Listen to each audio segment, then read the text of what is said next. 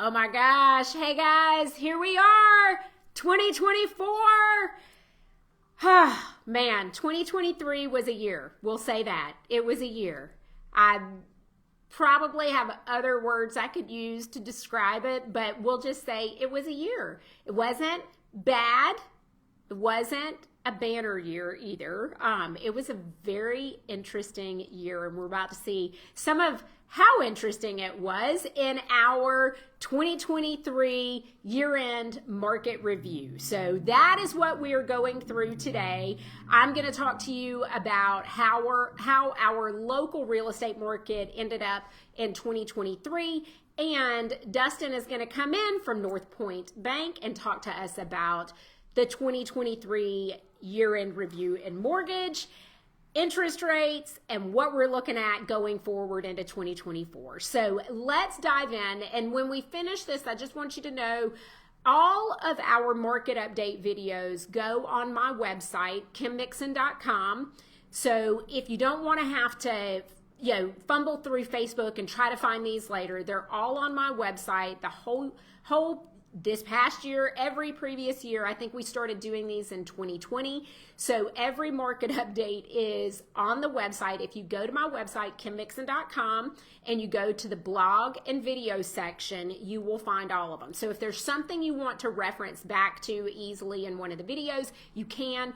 Or for like this particular one, I am going to have some additional type text beyond the video that really kind of lays out some of the numbers. So if you're wanting to do a quick recap on some numbers, you don't necessarily have to watch the whole video to do that. So anyhow, here we go. We're going to go through market numbers and see how 2023 ended up as compared to 2022.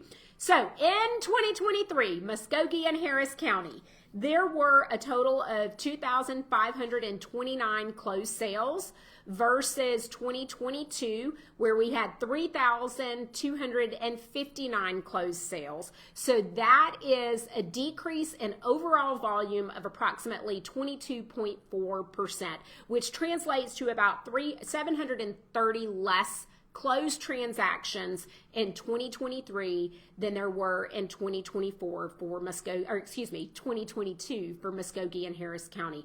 That is very significant. That's a huge change in overall volume from one year to the next. Average days on the market for this past year was 35 days, and average days on market for 2022 was 29 days. So not a huge difference. Average list to sale price percent for 2023, what did it list for at the final list price after any price reductions, and what did it sell for? That was at about 98.65%, and in 2022 it was 98.87. So again, kind of on par. After price reductions, we didn't see a lot of big negotiations overall. That being said, though, if we look at what the original list price was and what the final sales price was, there is about a 7.3% negotiation that happened. So the list to sale price percentage from original list price to what it actually sold for in 2023 was 92.97, and in 2022 it was 98.35. So you can see there was a pretty big change in where people started their list price. There were a lot more price reductions that have happened in 2023. And that is a product of just trying to readjust and figure out the market. Now, here's one of the really cool things I'm super excited to tell you guys. The average sales price for 2023 was $256,500 in Muskogee and Harris County. In 2022, it was $251,600. So what that means is the average sales price in a market where the volume went down approximately, I forget the percentage change. Anyhow, where we had 22.4%, sorry. We're in a market where the average volume closed sales from 2022 to 2023 went down 22.4%. value still went up. The average sales price went up 1.95%, which is on par with, I think, what the national appreciation has been over the past year, around that 1% mark. So despite what you've heard in national media, mainstream media, the sky is not falling, values are not plummeting on homes. We actually saw a slight increase in that overall sales price. So that is great, great news. The other thing I'm going to break down and tell you real quick, we don't do this in every market update, but annually it's kind of good to see what kind of buyers are in the market. What are they getting financing? Are they cash buyers? Are they getting conventional loans? What are the preferable payment methods on a purchase? So for 2023, we had 711 of the total closed sales that were cash, 702 were conventional financing, 344 were FHA, 732 were VA, and then 40 of those were other types of financing, which could be rural housing loans, it could be owner financing, some other type of financing. So in 2022, there were 833 cash sales, 1,036 conventional financing, 462 were FHA, 897 were VA, and 31 were other forms of financing. If you look from a percentage standpoint, the cash sales in 2023 to 2022 were 28% in 2023, 25% in 2022. Conventional was 28% approximately in 2023, 32% in 2022. FHA was 14% in 2023 and 14% in 2022. VA was 29% in 2023 and 28% in 2022. And then for the other category, it was about 1% both years. So you can actually see there's not a huge shift from year to year and kind of in a percentage wise as to who is using what form of payment for their purchase, be it cash or financing, and then what types of financing are they getting. Why is that important to know? There are a million different ways I can break down information, but it's important to understand in the overall market how people are approaching their purchases.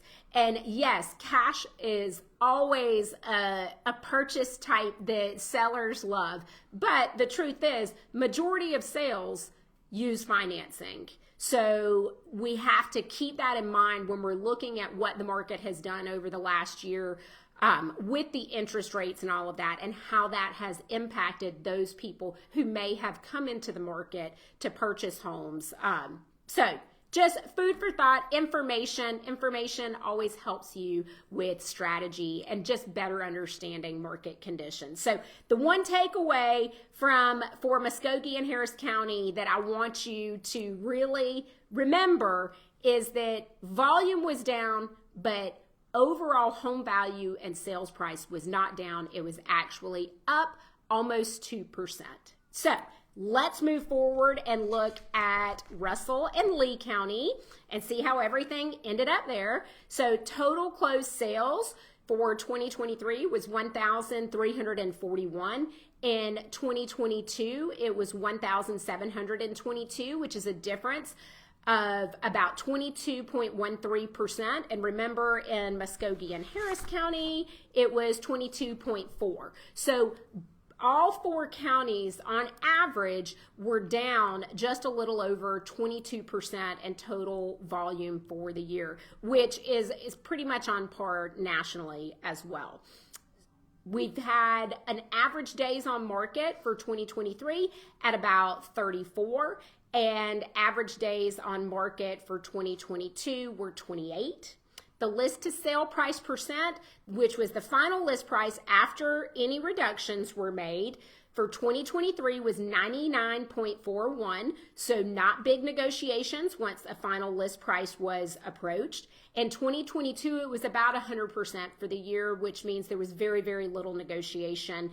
And there's been very little negotiation on the Alabama side this year for Russell and Lee County. Now, if we look at what the original list price was prior to any price reductions, and what that original list price to sale price percent was in 2023, it was 92.73. So there was about a 7.27% negotiation from the original list price. Now, a lot of those had price reductions that happened as a part of that marketing process. And in 2022, it was 94.94, so it was about a 5% negotiation from original list price to the actual closed price. The average sales price, again, super excited about this. Average sales price for Russell and Lee County in 2023 was $267,900. The average sales price in 2022 was $249,600, which is an increase of 7.33% in overall home price for the year. That is phenomenal. It definitely is above what the national average was. So what that means is Russell and Lee County really held some strong equity positions. We continued to see a lot of growth in overall home value, maybe not as exponential as 2021 and going into 2022, but certainly to see a 7% increase in sales price from 2022 to 2023 is wonderful. And it goes back to what I'm going to say again. If you're listening to mainstream media telling you how home prices are going to plummet, prices are going to plummet, the market is not doing that. And I believe historically, when you look over, the last 30 to 50 years, when there has been a decrease in overall volume, like we've seen this year, there has also been a decrease in overall sales price. That did not happen in 2023. So I think that is very exciting. And that's kind of what we talked about what I've said and what I've seen in the market is we're not having plummeting, home value problems. Now, if you're still trying to price your home like it's 2021 when things were getting 20, 30, 40 offers on them, well, yes, you're probably going to have to, consider some price reductions as a part of your marketing plan because we're not seeing that level of activity. But overall, home value, home sales price is up in all 4 counties, more significantly on the Alabama side and Russell and Lee County. Now, let's look real quick at the types of financing, the way in which people purchased homes for 2023 versus 2022 in Russell and Lee County. There were 211 cash sales, 279 conventional financing, 244 FHA financing. This one's a big one. 578 VA closings, and 29 that were other types of financing.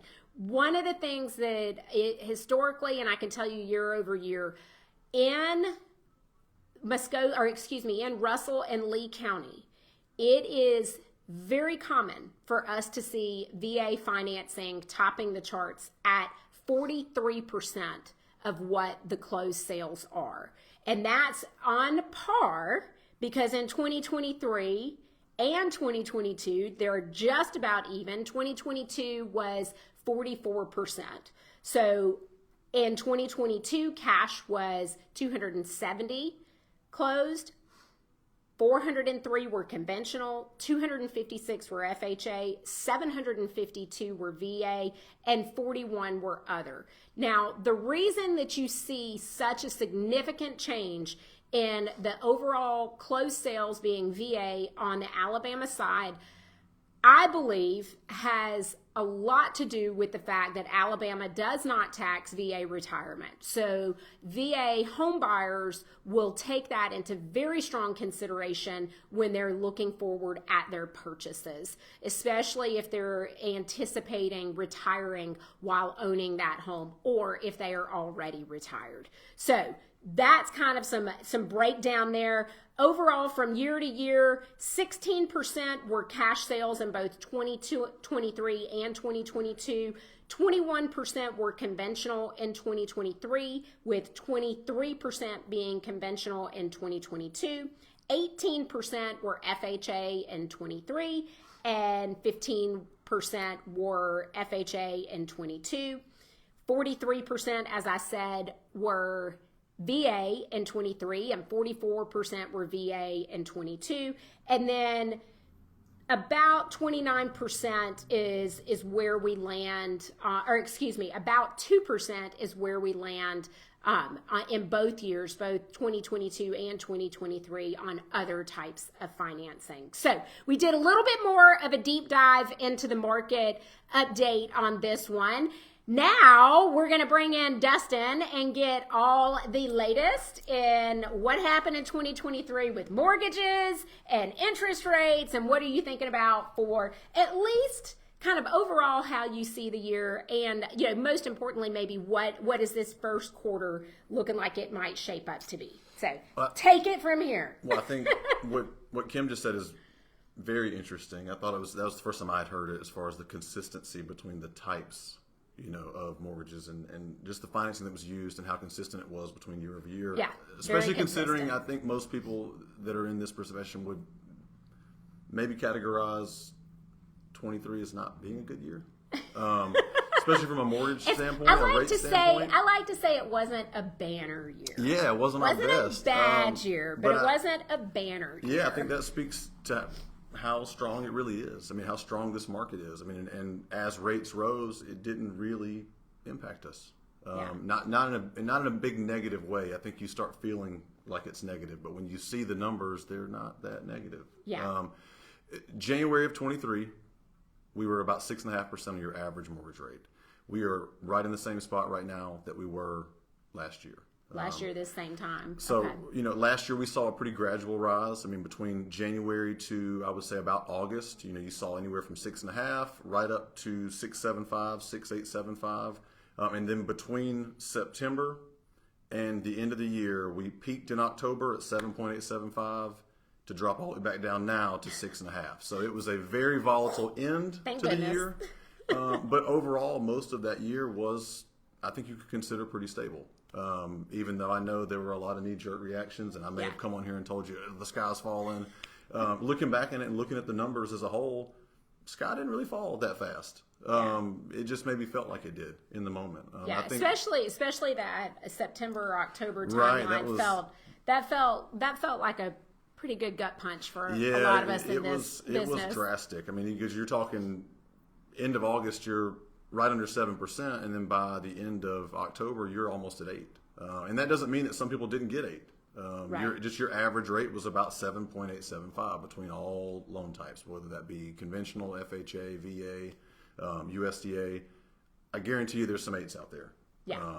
Because there's some lower rates definitely thrown in there to bring that average back down under 8. So pretty volatile 60 days, but we're right back where we started at the beginning of 23. So I think first quarter this year, I do think we are going to see a slow decline. I don't think we're going to see them spike. I think they will, if anything, they're going to stay about at a baseline. I think I know we've talked several times about unemployment and monitoring the unemployment rate. That is still something to keep an eye on. The jobs report that the Bureau of Labor Statistics came out with this morning said there was an increase of a little over 200,000 new jobs, which was not anticipated. They did not expect it to come in that high.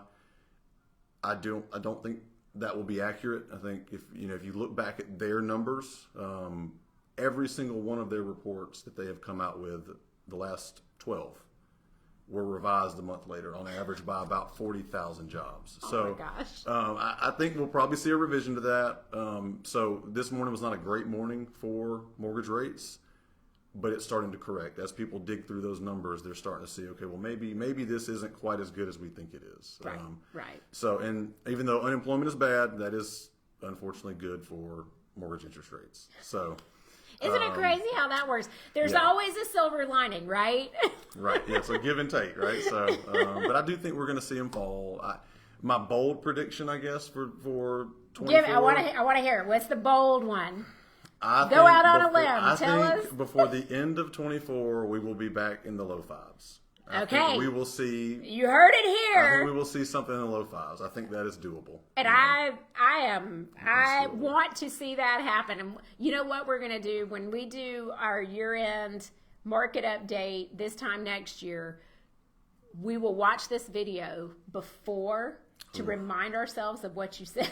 And maybe we'll figure out some way to clip it so we can play it for everybody and then show my disappointment. Or I'll tell you how smart I am. Yeah, that's right. That's right. No, and what you're saying is what I've heard other experts say. I was listening to one of the people that I trust and follow in the real estate industry that is an expert on mortgages and interest rates and all the things real estate. And they did indicate that, rates may not come down this year quite as fast as we had originally thought they might. And that's okay because they're still anticipated to come down. And, it may not happen quite as fast, but that's okay. We can work with that. Right. So. One more thing I was going to add. Yeah. Refinancing. There, you are going to, especially if you're a VA buyer, you are probably getting beat up right now to refinance. The general rule of thumb, or at least to keep us in tolerance, is once it's at least 0.5% better, you can refinance. So that doesn't mean that it is a free 0.5% better, because right now it's not. Your closing costs are probably going to be through the roof. I mean, to do that, but you are going to start getting beat up by telemarketers and mail campaigns and everything else.